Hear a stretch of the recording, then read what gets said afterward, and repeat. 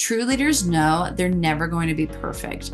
Continuous improvement in all areas of our life is really what differentiates people who impact others and those who stay stagnant.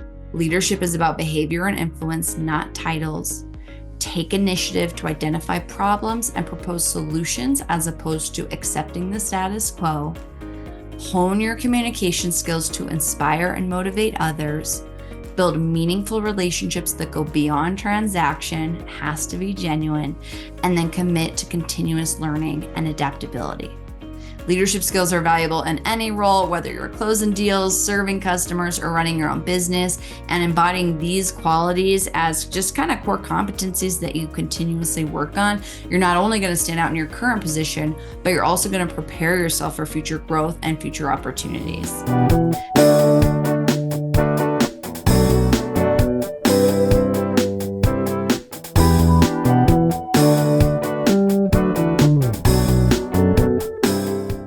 Welcome to Prospecting on Purpose. I'm Sarah Murray, and today we're diving into a topic that's crucial for everyone in business, whether you're in sales, customer service, project management, or you're running your own company. And surprise, surprise, today's episode is about leadership.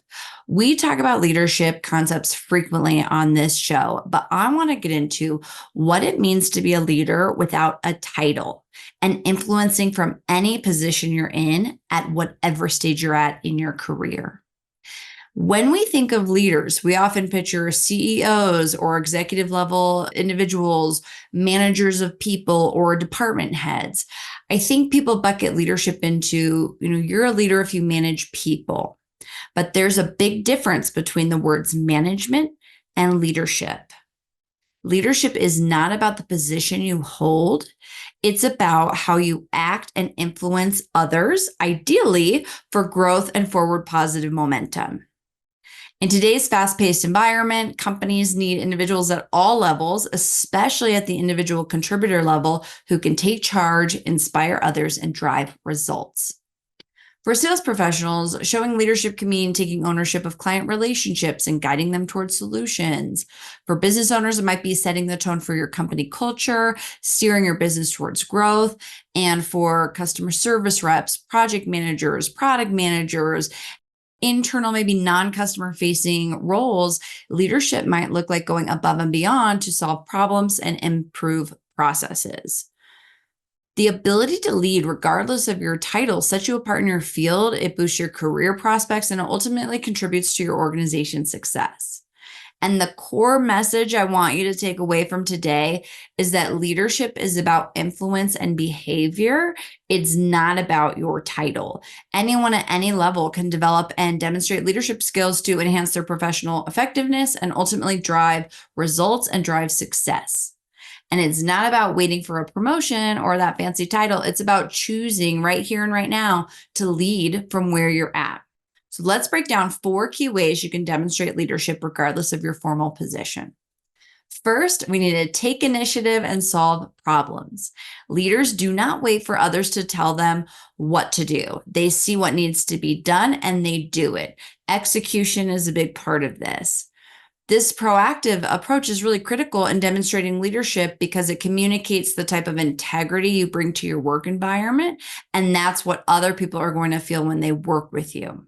Let's dive into some specific examples. If you notice a reoccurring objection from potential clients, don't just sit on it or stumble through it or just report it. Develop a strategy to address it and then share it with your team or ask your teammates for support. Understand, hey, have you gone through this before? How do you handle it? Being vulnerable and asking for help is another area where you're showing that you're taking ownership. And sometimes that taking ownership might mean, I'm actually unsure how to do this. Can you help me? So we can't solve problems if we don't have the right resources. So it's okay to ask for help. But if you have, let's say you have customers always oohing and awing about a certain feature or benefit, pass that feedback up to marketing and say, hey, whenever I pull this out of my presentation, everyone responds really well to it. Maybe we should do a campaign around it. Or if you're missing a feature that seems like it'd be really relevant or people ask for it, make sure you're passing that up to product management. If you notice inefficiencies in the sales process, design and propose a new workflow that might be able to streamline your internal operations.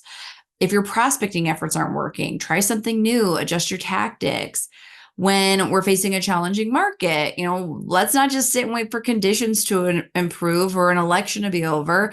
Instead, let's analyze trends, listen to our clients, solve new problems, and then pivot our strategy accordingly. And then maybe team morale is just low. Take the initiative, organize a team building activity, or send a note to your colleagues and let them know how much you appreciate them. Limitless examples on this, but a good way to reframe this is that if you're taking initiatives and solving problems, then you're not operating from a place of victim mentality. Victim and whiners aren't leaders. People who solve problems are. And so if you're giving feedback about a process that isn't working, don't just complain about it not working. Come prepared with ideas for how to fix it. Our second point here is to communicate effectively and inspire others. Great leaders are great communicators. They articulate ideas clearly, they are good listeners, and they know how to motivate others. In a sales context, this might mean crafting compelling pitches that really resonate with your client's needs. Or maybe for an internal facing role, it could be clearly conveying your vision and your initiatives to other departments to get buy-in. But if you're able to influence, you're going to be able to communicate effectively. That's really what leads to positive influence. So practice being concise, persuasive, and empathetic in your communications. This entire podcast is really focused on effective communication. But if you want to expand on this more, I'd recommend listening to episode 36 and 37, 8 tips for being an active listener and 8 tips for increasing your empathy at work. And then I also really like episode 12, why storytelling impacts purchasing decisions. The third thing that we need to be good at is the ability to build and nurture relationships.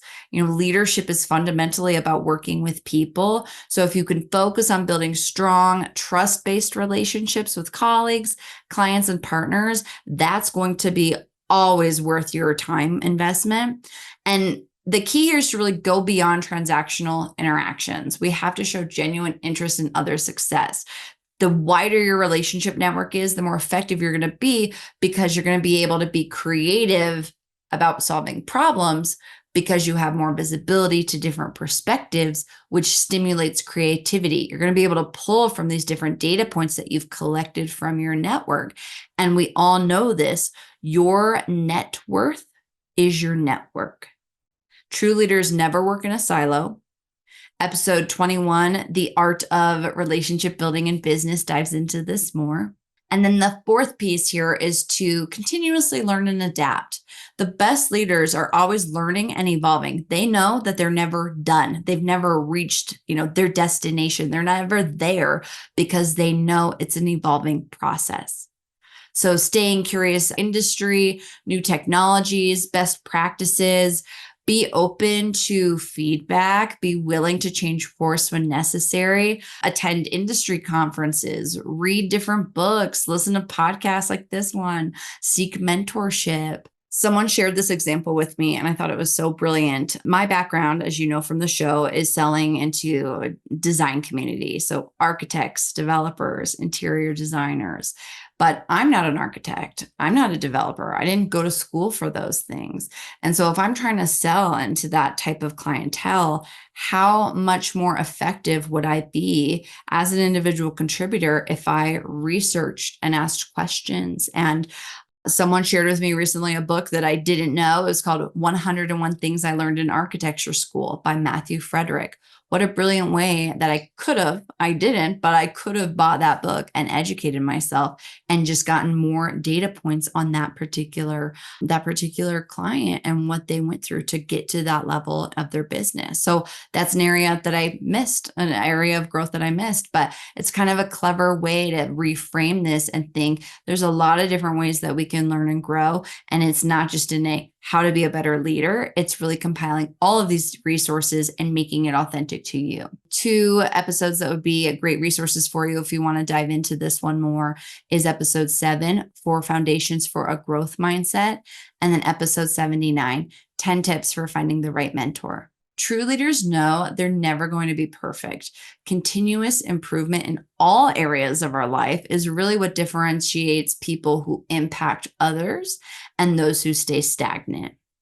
And so, just to wrap up our key takeaways here, leadership is about behavior and influence, not titles. Take initiative to identify problems and propose solutions as opposed to accepting the status quo. Hone your communication skills to inspire and motivate others. Build meaningful relationships that go beyond transaction, has to be genuine, and then commit to continuous learning and adaptability.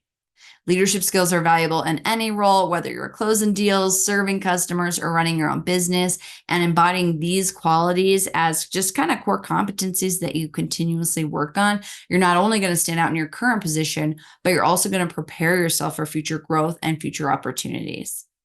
This wraps up our episode on being a leader at any level. If you found this helpful, please share this episode with a friend or colleague who could benefit. And don't forget to subscribe for more insights on personal and professional growth and success. Until next time, Sarah Murray here, reminding you that leadership starts with you right where you are. Thanks so much for tuning in, and I'll see you next week.